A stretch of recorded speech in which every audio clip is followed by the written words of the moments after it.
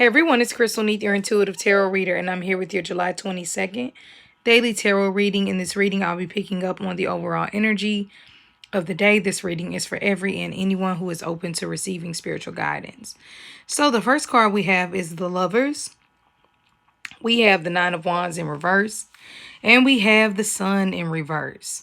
So the first card being out, the Lovers, speaks about a divine, blessed, destined partnership. This is the card that I see when people are getting married, when people have more than just a soulmate connection. This is the lover of your soul. This is the person who understands you and loves you on a deeper level. This can come in the form of a friend. This can come in the form of a actual romantic partner. But the Lover's card speaks of clear communication with the ones that love us most. And what this really says to me is that you don't have to overly explain yourself to people who really love you. They hear where you're coming from, they feel where you're coming from, and they give you corrective criticism. Now, does that mean that it's always going to be what you want to hear? No. But it does mean that it is coming from a place of love, and they're giving you what you need, not necessarily what you want.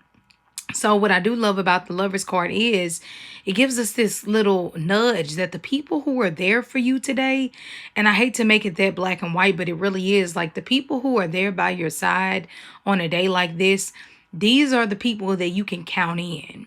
Of course, some people last for a season, some people last for a lifetime, but the Lover's card normally deals with a friend, a lover who will be there for your lifetime for the most part, as long as that path is supposed to live itself out. I love this card because it's no questions, it's no judgment, it is patient. It's communicative, it doesn't make you guess, it doesn't leave you hanging. It's an energy of pure divine love and partnership. And like I said, not always does it have to be with a lover. It can be with a friend, it can be with a child, but it's something so destined and so meant to be. So if somebody new walks into your life today, really pay close attention to this person, because they could be a past life lover of your soul. I mean, somebody who you really can end up with a long time. But it does put the energy of love in the air, period. So be thinking about how you love. The people who you've given your heart to, did they really deserve it? Did they really show you that they appreciate everything that you did for them? If you were in a position to, where the shoes were on the other feet, would they have done what you did for them? Ask yourself those questions today and question where you place your love. Love is something so deep, and not everybody deserves it. Not everybody deserves your love, your divine union. So I think that we're going to be thinking about partnerships most definitely today. Past lovers, we're going to be thinking about who we gave our heart to, who appreciated it, and who stumped all over it. But regardless, the people who are there and prove to always be there, for the most part. Nobody is a superhuman to where they can always be there, but you know what I mean. They really try their best to be vulnerable and open. These two people have nothing to hide. I do love the definition of the Bible's love, like how they define love in the Bible, and it's so true. It doesn't hold any memory of hurt, but it also is patient and kind, and all these other great things that they list. Okay, I'm not going to try to quote it, but it just really resonated with my soul when I read that, because it's so true. When you really love somebody, you don't hold every grudge against them. And when love is real, it's not this full list of, oh my God, they cheated on me, threw me down the steps, kicked my grandmother. I shouldn't put grandma in there, but you know what I mean. Like, love in itself is not going to have all these things if you understand the first definite part of the definition of being patient, kind, faithful, loyal, all of these things. You wouldn't have all these big issues. So the things that they do that might hurt you, you can easily get over them, right? Because it came from a pure place of love. And I do feel, everybody's opinion of love is different, but we all have different techniques, different ways of loving. Some people love you in the form of buying things, and some people love you in the form of touch or words.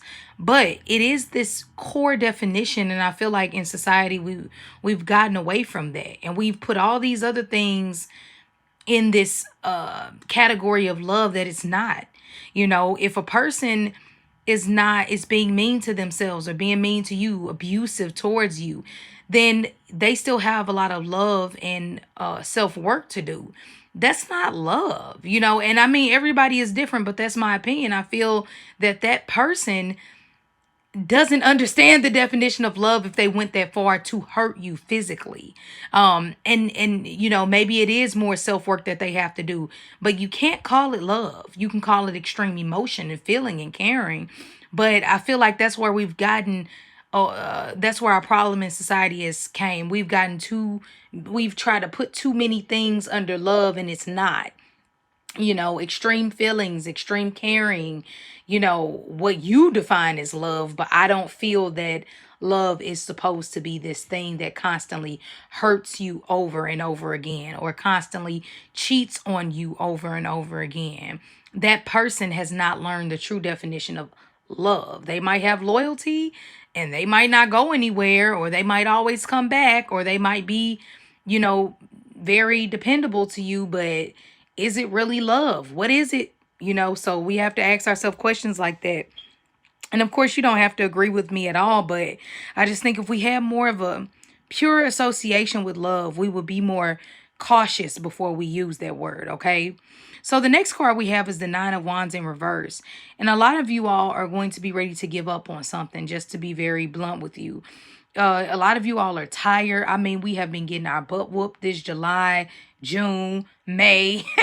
You know, this year has been crazy. So a lot of you are ready to give up with something. And this card is speaking about perseverance and keep going and not giving up.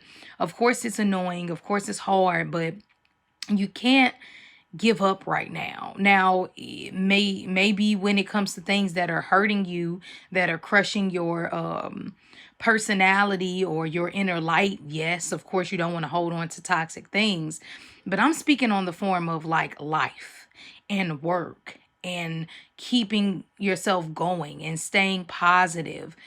As much as it seems so repetitive, it's needed.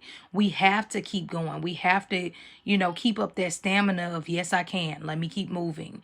You know, I'm going to accomplish what it is that I need to do. Make a list, you all. A list would be your best bet today. And just knock off everything that you can without overwhelming yourself, okay? Not a day you want to put too much work. You know, I wouldn't want to pick up a double today. Kind of take it easy if you can, because the Nine of Wands is saying your energy can get depleted, you know, pretty easy today, okay? But the good thing is we have this Lover card here, so it's saying that somebody will be there to help you, though, which is always great. Now, the last card is the Sun in reverse, and this is when we've disconnected from our inner child. Do you remember the days where we didn't need a lover? We just needed a basketball or a magazine or a new lip gloss, and we were fine. And so many of us have gotten away from that energy. I don't even think we even know how to get it back.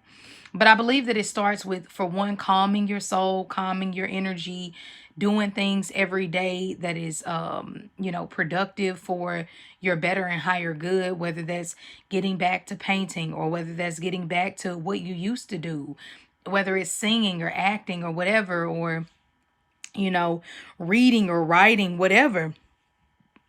It's something that we always said, you know, when I grow up, I want to be this or I want to do that. And, you know, so often as adults, we just settle, you know, we lose that part of our personality that keeps us going and that keeps us in this energy of light. Because if you think about it, you know, like a lot of us, when people didn't want to be our friend at school or whatever, we just kept it moving. We didn't stay in that energy too long. It didn't depress us every single day. Now, of course, if you were having extreme issues with friends, okay, I could see that. But regardless, once again, getting back to the Sun card, if you are coming from a place of authenticity and being yourself and not worrying about who likes you and who doesn't, it didn't matter. If you notice those people, whether society accepts them, whether they're too small, too short, too fat, too ugly, whatever you want to say, people still accept them for who they are because they never dim their light. If they were goofy, they're goofy. If they're, serious and intelligent, they're serious and intelligent. But they never stop that energy for anybody. So what I'm getting for this overall is, you all, for one, we cannot depend on our happiness to be given to us from an outside source, okay? Whether it's a lover or a friend. The friend doesn't answer the phone, we want to block them. The lover is, disappearing, and all of a sudden we hate ourselves. We can't do that. You've given that person too much power over you. So you really just have to watch that energy. Yes, be grateful for the great relationships that you have, but please don't lose yourself in them and get to a place to where you want to give up when those people or situations don't give you that energy that you want. Okay, always have that love initially within you first. So that would be my overall energy that I would want to speak about. And also, one more thing I want to mention, when we have true self-love and when we really care about ourselves and work on ourselves, it doesn't matter what other people say. It's so funny to me when I hear people like, oh, I have self-love, I love myself. But then as soon as somebody calls you fat or ugly or whatever on the internet, you're ready to kill yourself. Well, if you really had that deep self-love, nobody else's opinion would make you want to commit suicide, or no one else's opinion would make you want to feel like you're going backwards in life. So just keep that in mind, you all. And if you need to get a private reading with me, you can always do so by emailing me at crystalneath@gmail.com, and I'll see you later.